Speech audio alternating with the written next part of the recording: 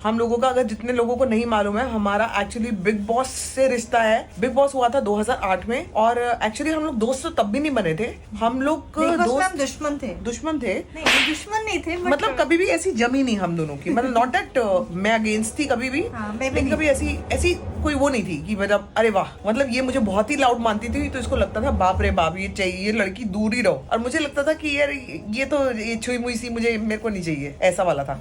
Anyway, big boss खत्म हुआ, फिर उसके बाद ये एक डांस शो कर रही थी, वॉज कौन सा, झलक दिखला जा। और मेरा शुरू हुआ था, आई थिंक मेरा शुरू होने वाला था डांसिंग क्वीन। तो मैं कहीं शो कर रही थी और तूने मुझे फोन किया था या मैंने तुझे किया था?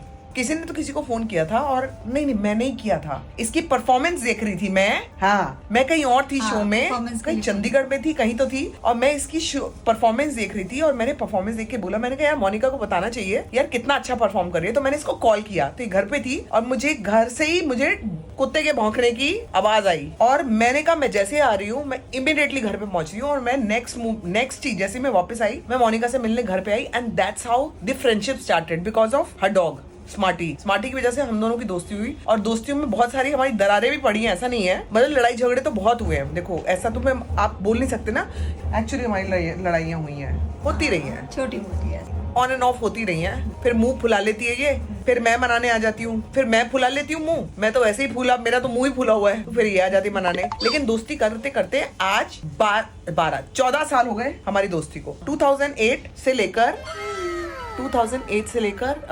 2023 आ गया। सो आप हिसाब लगा लो, तब से हम लोग एक्चुअली कुछ भी मूवमेंट हो, मैं आपको एक और चीज बता दूं, कोई भी मूवमेंट हो, अच्छी चीजें हो तो जरूरी नहीं है कि आप एक दूसरे के साथ हम लोग वहां पे पार्टियों में नाच रहे हैं। लेकिन कभी भी हमारी जिंदगी में बहुत हार्ड टाइम्स आए हैं ना, और आपको बता दूं real hard times, when I talk about my father's demise, Monica की मम्मी की last to last year death हुई। और जो सिचुएशन से ये निकल रही थी और उसके बाद जो सिचुएशन से मैं निकली, हम लोगों ने एक दूसरे का साथ नहीं छोड़ा उस पे, and that is what is the most important thing in a friendship. तो अगर आप रियल दोस्त हो ना, तो आप खुशी के मौके पे एक दूसरे का साथ दो ना दो, लेकिन जब आप हार्ड टाइम्स में होते हो, जब आप किसी चीज से गुजर रहे होते हो, तो आपको एक दूसरे का साथ देना बहुत जरूरी है। और मेरे फादर के टाइम पे नहीं, मैं आपको बता दूं, जब मोनिका की मदर की डेथ हुई तो मम्मी नॉर्वे में थी, और मम्मी पहले यहीं रहती थी मोनिका की। ये तो बहुत ही कम लोगों को पता होगा, मोनिका की मम्मी यहीं रहती थी हमारे पास यहाँ पे। मतलब इतना बातें करते थे हम लोग, इतनी मतलब मम्मी बहुत वो थी, कहते हैं ना जिंदा दिल और बात करने वाले और खूब मजाक मस्ती करने वाली। फिर नॉर्वे गई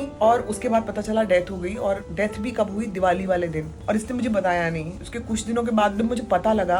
बस मैं आपको ये बता सकती हूँ कि हम दोनों वो पूरा दिन साथ में ही थे, और सब कुछ जो हुआ वहाँ पे, ये नहीं जा पाई कोविड की वजह से ये नहीं ट्रैवल कर पाई। तो मैं कैसे भी करके यहाँ पे पहुंची थी। तो उस टाइम पूरा टाइम हम लोग फोन पे लगे रहे। और जब मेरे फादर की डेथ हुई, तो आपको नहीं पता है कि मेरे पास लाइफ पे सिर्फ 2 लोग थे लाइव पे।